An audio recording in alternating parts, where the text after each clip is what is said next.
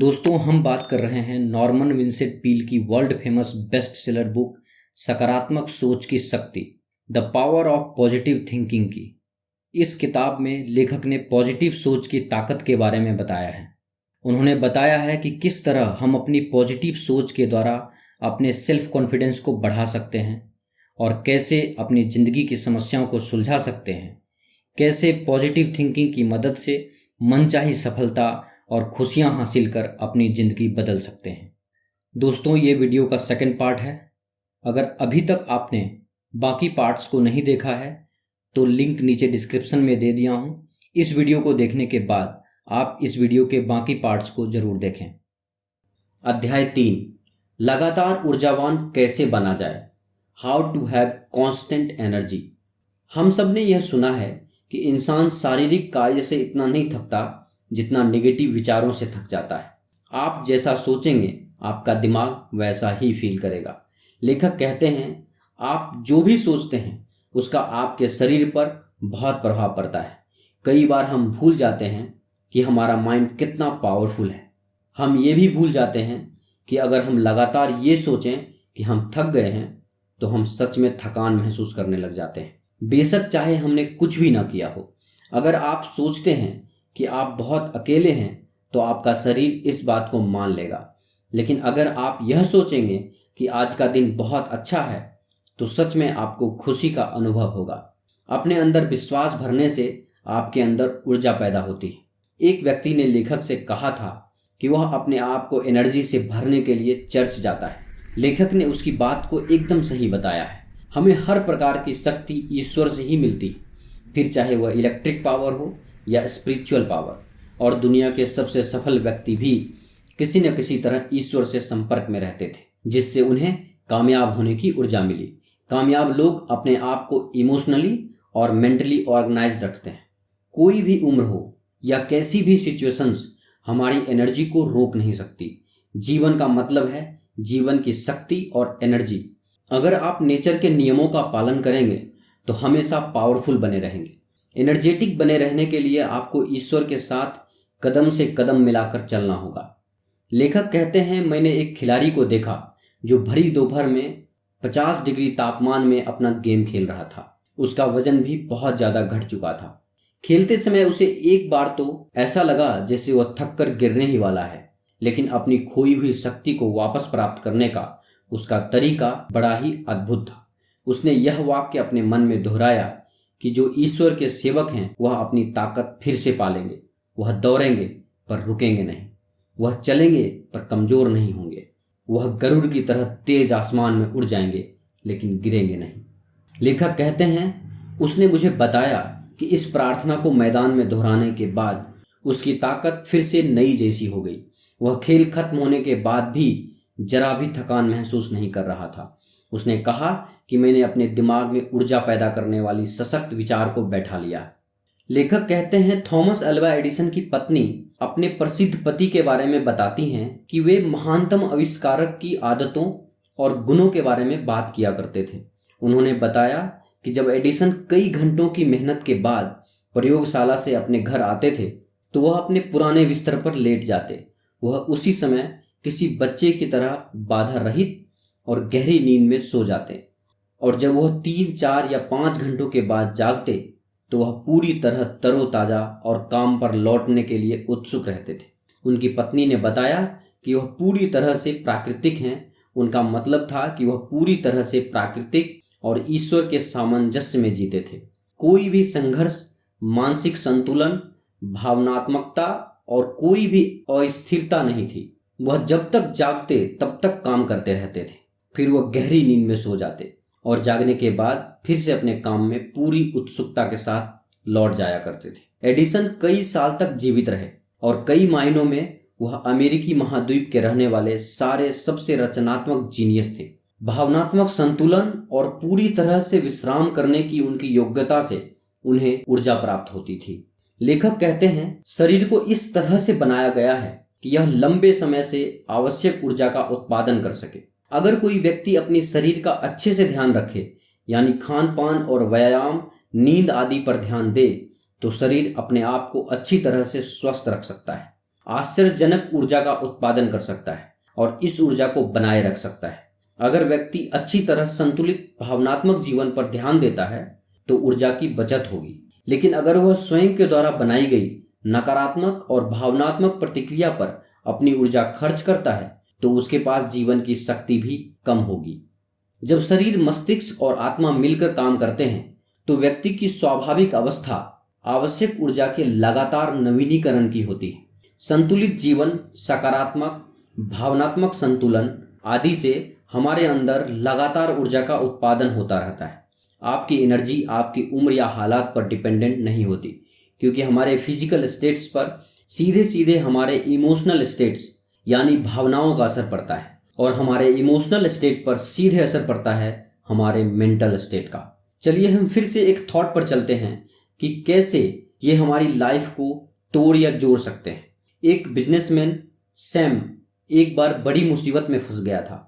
उसका एक महिला से कई महीनों तक अफेयर चला और वो अब काफ़ी गिल्टी फील कर रहा था, क्योंकि वो महिला शादीशुदा थी। वो इस रिश्ते को यहीं ख़त्म करना चाहता था, जबकि वो महिला ऐसा नहीं करना चाहती थी।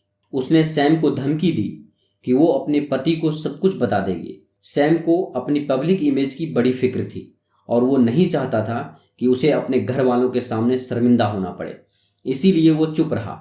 वो खुद को फंसा हुआ महसूस कर रहा था और समझ नहीं पा रहा था कि कैसे इस मुसीबत से बाहर निकले। टेंशन और स्ट्रेस की वजह से सैम की हालत खराब हो रही थी। वो बहुत परेशान और दुखी रहने लगा था। उसे रात को ढंग से नींद भी नहीं आती। तो इस मामले को सॉल्व करने के लिए सैम ने साइकोथेरेपी की हेल्प लेने की सोची। उसने थेरेपिस्ट से कहा कि उसे ऐसी दवाई दें जिससे उसे रात में नींद आ जाए, पर परेशानी ये थी कि दवाई लेने के बाद भी कुछ असर नहीं हुआ। फिर उसके थेरेपिस्ट ने दवाई बदलवाकर दूसरी दवाई देनी शुरू की, पर इससे भी कुछ बात नहीं बनी। उसकी नींद न आने की प्रॉब्लम दिनों दिन बढ़ती जा रही थी। 2 या 3 महीने तक सैम एक खतरनाक तरह के इंसोम्निया यानी नींद न आने की बीमारी का शिकार रहा। फिर जल्द ही इस बीमारी ने उसकी लाइफ पर गहरा असर डालना शुरू कर दिया। साइकोथेरेपिस्ट ने सैम को सलाह दी कि उसे ऑथर नॉर्मन से मिलना चाहिए। शुरुआत में सैम को यकीन नहीं हुआ कि यह आइडिया काम करेगा, क्योंकि उसने यही सोचा कि जब दवाइयों से बात नहीं बनी तो अब कोई क्या कर लेगा। लेकिन कुछ दिनों बाद सैम एक दिन नॉर्मन के पास गया और उन्हें पूरी कहानी सुनाई। नॉर्मन ने कहा कि उसे नींद भला कैसे आएगी जब उसके बिस्तर पर 2 और मेहमान उसके साथ हमेशा है। यह सुनकर सैम बड़ा हैरान हुआ और उसने जवाब दिया कि वो तो अकेला सोता है। तो नॉर्मन ने बताया कि जिन 2 मेहमानों की वो बात कर रहे हैं वो है डर और गिल्ट, जो सैम के मन में बैठे हुए हैं। सैम को बदनामी का डर सता रहा था और उसे अपने किए पर पछतावा भी था। धीरे धीरे नॉर्मन ने सैम को ये एक्सेप्ट करने में मदद की कि उसने गलत किया है, जिसके लिए उसे अपने ऊपर वाले से गुनाहों की माफ़ी मांगनी चाहिए। और फिर कुछ ही दिनों बाद सैम की ज़िंदगी एकदम नॉर्मल हो गई। उसे अब रात को ठीक से नींद आने लगी थी और दिन भर वो एनर्जेटिक बना रहता था। जैसा कि हमने इस चैप्टर के शुरुआत में ही डिस्कस किया था, दिन भर एनर्जेटिक बने रहने के लिए हमें अपनी बॉडी, माइंड और स्पिरिट तीनों का ख्याल रखना होगा। एक्सरसाइज करें, इससे आपका स्टेमिना बढ़ेगा। अच्छी डाइट लें और भरपूर नींद भी लें। निगेटिव लोगों से दूर रहें। ऐसे लोगों को दोस्त बनाएं जो माहौल को सकारात्मक और खुशनुमा रख सके। खुश रहने से आप में पॉजिटिव एनर्जी बनी रहती है। आपकी सारी उदासी, थकान और निराशा दूर हो जाती है और आपको बहुत सी एनर्जी मिलती है। अध्याय 4, प्रार्थना की शक्ति आजमाएं। Try prayer power. प्रार्थना एक बहुत ही पावरफुल चीज़ है। यह हमारे सबकॉन्शियस ब्रेन को एकदम से मोटिवेट कर देती है। जब हम किसी सुप्रीम पावर में ट्रस्ट करते हैं तो हमारा सारा डिप्रेशन और एंजाइटी दूर हो जाते हैं। हमें लगता है कि दिल की बात किसी ने सुन ली है। हम ईश्वर से ऐसी बात भी कर सकते हैं जो हम अपने पेरेंट्स से भी नहीं कर सकते। लेखक लिखते हैं कि हम सब सुबह उठकर सबसे पहले भगवान के सामने खड़े होकर प्रार्थना करते हैं, क्योंकि कहीं ना कहीं हमें विश्वास है कि भगवान हमारी बात सुनेंगे। प्रार्थना में हमारी हर परेशानी को ख़त्म करने की बहुत पावर होती है, लेकिन इसके लिए आपका यह जानना बहुत ज़रूरी है कि जब भी आप प्रार्थना करें तो आपको एहसास होना चाहिए कि आप दुनिया की सबसे बड़ी पावर के साथ जुड़ रहे हैं। किसी भी तरह की प्रार्थना करते वक्त हमारे मन में हमेशा पॉजिटिव विचार ही आने चाहिए। पॉजिटिव विचारों से ही प्रार्थना की पावर महसूस होती है। प्रार्थना करते वक्त हमारे आसपास से एनर्जी की किरणें निकलती है जो एक व्यक्ति से दूसरे व्यक्ति के पास होकर फिर भगवान के पास जाती है और पूरे यूनिवर्स में हमारी प्रार्थनाओं की वाइब्रेशन चलती रहती है। लेखक ने कुछ ऐसे नियम बताए हैं जिन्हें अपनाकर आप बहुत अच्छी प्रार्थना कर सकते हैं। जैसे अपने दिन के 24 घंटों में से कुछ मिनट अपने लिए निकालिए और बस भगवान के बारे में सोचिए। ये प्रोसेस आपको स्पिरिचुअल बनाएगी। जब भी आप किसी बात के लिए परेशान हो तो कुछ देर के लिए अपनी आंखें बंद कर लीजिए और अपने मन में यह विश्वास कीजिए कि भगवान आपके चारों तरफ है और वह आपको देख रहे हैं। इससे आप भगवान की तरफ अपनी प्रेजेंस महसूस कर सकते हैं। कभी यह मत सोचिए कि मैंने क्या मांगा और भगवान ने क्या दिया। अभी तक जो भी ईश्वर ने आपको दिया है उसके लिए हमेशा ईश्वर को धन्यवाद दीजिए। आप जो सबसे बेहतर कर सकते हैं वह कीजिए और फिर उसका रिजल्ट भगवान के लिए छोड़ दीजिए। आपको विश्वास होना चाहिए कि अगर आप पूरी ईमानदारी से प्रार्थना करेंगे तो वह भगवान तक जरूर पहुंचेगी।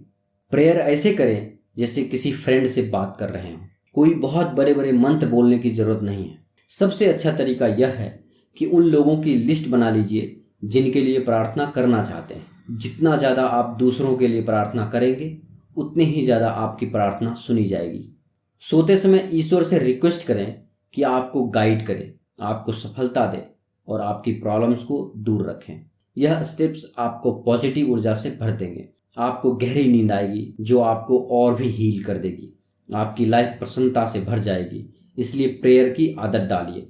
कुछ लोग मानते हैं कि अगर उन्हें कोई फिजिकल प्रॉब्लम है तो इसका मतलब है कि उनकी बॉडी में कुछ गड़बड़ है, लेकिन वो ये कभी नहीं सोचते कि मेंटल हेल्थ और स्पिरिचुअल हेल्थ की भी उतनी ही इम्पोर्टेंस है। आपको समझना होगा कि फिजिकल हेल्थ एक्सपर्ट्स भी अपने हीलिंग प्रोसेस के दौरान पावर ऑफ प्रेयर पर भरोसा करते हैं। कई बार जब किसी में कोई डिसेबिलिटी होती है तो उनके अंदर सुकून और चैन की कमी हो जाती है। अगर आप फिजिकली फिट रहना चाहते हैं तो आपको अपनी स्पिरिचुअल और मेंटल हेल्थ भी मजबूत करनी होगी। जैसे दुनिया में हर तरह की पावर रिलीज करने के लिए साइंटिफिक मेथड यूज किए जाते हैं, वैसे ही प्रार्थना करने से हमारे अंदर पॉजिटिव एनर्जी रिलीज होती है। ये एनर्जी आपको नेचुरली बूढ़े होने में यानी समय से पहले बूढ़े होने से बचाती है और कई तरह की हेल्थ प्रॉब्लम से दूर रखती है। किसी भी प्रेयर प्रैक्टिस का मकसद होता है अपने मन और आत्मा को खोल देना ताकि हम भगवान की शक्ति को महसूस कर सकें जो इस दुनिया की सबसे बड़ी शक्ति है। जब आपको ये पावर मिलती है तो आपके अंदर नसों में अनलिमिटेड एनर्जी फ्लो होती है और ऐसा होते हुए आपको महसूस भी होती है। कुछ साल पहले बिल नाम के आदमी ने न्यूयॉर्क में एक छोटा सा बिजनेस स्टार्ट किया था। उसके पास तब सिर्फ एक एम्प्लॉय हुआ करता था और जिस जगह पर उसका बिजनेस था वो जगह ऐसी थी जैसे दीवार में एक छेद हो, यानी इतनी छोटी सी जगह से वो अपना बिजनेस चला रहे थे। फिर कुछ सालों बाद वो एक बड़ी जगह शिफ्ट हो गए। फिर कुछ टाइम बाद उससे भी बड़ी जगह शिफ्ट हुए। उनका छोटा सा बिजनेस अब काफ़ी सक्सेसफुल हो गया था।